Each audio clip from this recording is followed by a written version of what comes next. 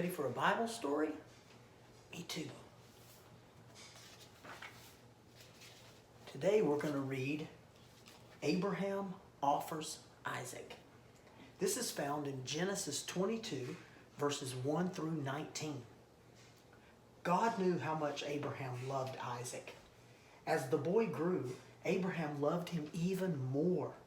Isaac was the child God had promised, and Abraham loved the boy as a gift from God. Abraham looked forward to the time when Isaac would become a man and have children also. These children would grow up and become the fathers of more people, even as God had promised. As Isaac grew, Abraham taught him to know and worship God. Perhaps he took Isaac when he offered gifts upon the altar. Abraham told Isaac that God would accept the gifts and hear the prayers if we did it right and trusted in him. The people in Abraham's day thought they must offer a sacrifice to their God of the dearest thing that they had, even their own children. God could never be pleased with such sacrifices.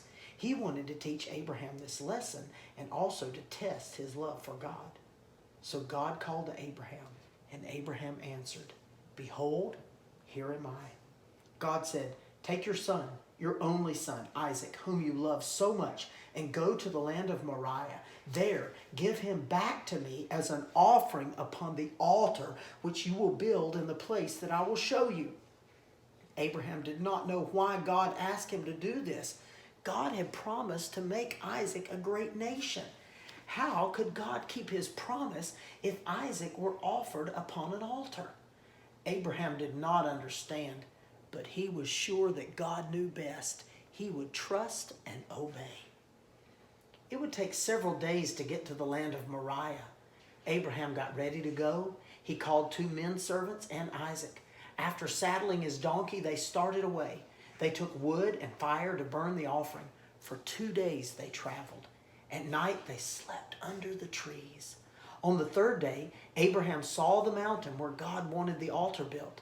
Abraham told the servants, "Stay here with the donkey while I and Isaac go to worship." Isaac carried the wood on his shoulder, and Abraham took the vessel with fire. As they climbed the mountain together, Isaac began to wonder why his father had not brought a lamb for an offering. He said, "My father, see, here are wood and fire for the altar, but where is the lamb for an offering?" Abraham replied, "God will provide himself a lamb." When they reached the place God had chosen, Abraham built an altar, laid wood upon it, tied Isaac's hands and feet, and placed him upon the altar. Then a loud voice called out, "Abraham, Abraham." The old man stopped to listen. The angel of God said, "Do not harm Isaac. Now I know that you love and trust God even more than you love your own child. Untie his hands and feet and let him go."